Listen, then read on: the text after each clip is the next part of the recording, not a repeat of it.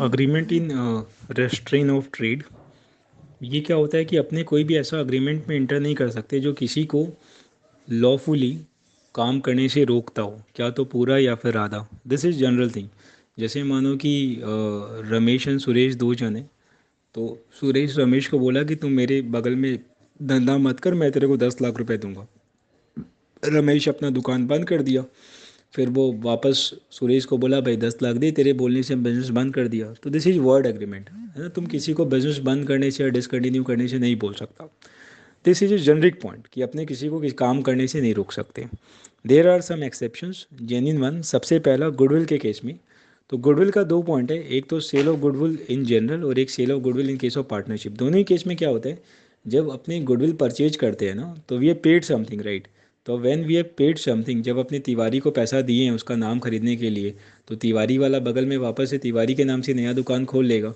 तो it doesn't make sense ना, फिर अपना वो पैसा दिया हुआ बेकार हो गया। तो इन case of goodwill, right, when goodwill is purchased, तो अपने सामने वाला पे एक रीजनेबल रेस्ट्रिक्शन लगा सकता है कि तुम इस एरिया में इतना टाइम के लिए ये वाला काम नहीं कर सकता।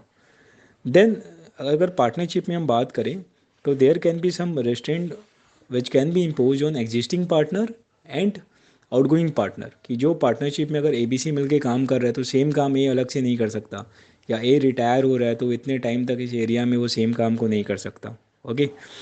फिर अगर अपने को लगता है कि पार्टनरशिप फॉर्म बंद होने वाला है, वी आर एंटिसिपेटिंग कि फॉर्म बंद होने वाला है, then again we can agree among our self कि भाई ये वाला काम जो है, जो फर्म जो पार्टनर है वो लोग बाद में नहीं करेंगे फर्म के बंद होने के बाद में।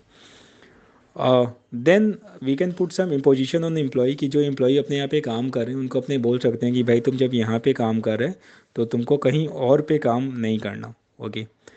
Then there can be some restraint on trade combination या एक्सक्लूसिव डीलिंग, कि भाई ये सामान जो है सारा का सारा तुमको मेरे को ही बेचना है और किसी को नहीं बेचना, या इस प्राइस में बेचना है, इससे कम में नहीं बेचना। These are commercial dealings, these are allowed. So in general अगर हम बात करें तो किसी को भी अपने काम करने से नहीं रोक सकते, पार्शली या फुली वॉइड होगा, but there are some exceptions. Number one, sale of goodwill in general. Number two, sale of goodwill in case of partnership. Number three, एक कंटिन्यूइंग पार्टनर कोई काम नहीं कर सकता बाहर में। नंबर फोर, एक आउटगोइंग पार्टनर अलग से अपना कोई काम नहीं कर सकता। देन इसके बाद अपने यहाँ जो एम्प्लॉय काम कर रहे हैं उस पर वी कैन इम्पोज रिस्ट्रिक्शन कि वो लोग कहीं और काम नहीं कर सकता। Then in case of trade combination, मतलब प्राइस का फिक्सेशन है then. And in in case of exclusive dealing, मतलब जब अपने बोल रहे हैं कि ये सामान जो है सारा का सारा मेरे को ही सप्लाई करना है, वैसा टाइप का। दीज आर दी पॉइंट्स जो अपने को ध्यान में रखना है। आगे।